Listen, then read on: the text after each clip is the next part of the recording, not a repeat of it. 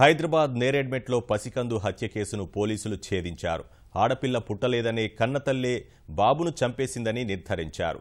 ఇంట్లో ఎవరూ లేని సమయంలో బ్లేడుతో చంటిబిడ్డ మెడ కోసిందని పోలీసులు తేల్చారు. ఈ హత్య కేసులో నిందితురాలి భర్తకు సంబంధం లేదని మల్కాజ్గిరి ఇన్ఛార్జ్ డీసీపీ రామచంద్రారెడ్డి వివరించారు.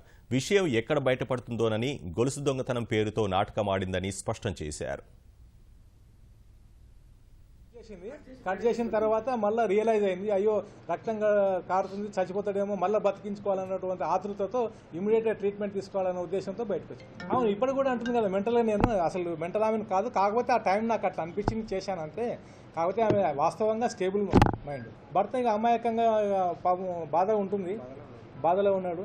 అత్త వాళ్ళు ఉన్నారు. యాక్చువల్గా ఈమె ఏం చేసిందంటే టవల్లో చిన్న బాబు కదా, ఎండ కొడుతుంది, మొత్తం తెరిస్తే ఎండ వస్తుందన్న ఉద్దేశంతో కప్పడం వల్ల తల్లి చూసింది పైనుంచి. అయితే హాస్పిటల్ తీసుకుపోతున్నా వాంతులు వస్తున్నాయి, బాబుకు చూపించుకుంటా అనే వర్డ్ మాత్రం చెప్పింది. ఆమె కూడా చూసింది, వాస్తవంగా చూస్తే నిజంగా హాస్పిటల్కి పోతుందని. ఇంకొక డౌట్ ఏంటంటే యాక్చువల్గా హాస్పిటల్కి పోయేది ఉంటే భర్తనే ఇంటికి ఫోన్ చేసి పిలిపించుకొని పోవాలి కదా, మధ్య వరకు ఎందుకు నడిచి వచ్చింది, అక్కడి నుంచి హాస్పిటల్కు మళ్ళీ ఫోన్ చేసి పిలిపించింది ఎందుకనే డౌట్ కూడా మాకు వచ్చింది. ఈ రెండు డౌట్ల మీద ఇన్వెస్టిగేషన్ చేస్తే క్లియర్గా మనకు అఫెన్స్ బయటపడుతుంది. మైండ్ అంతా ఎలాగో ఉంది. మా బాబు కాదన్నట్లు చెప్పారు కదా, అన్నీ అదే.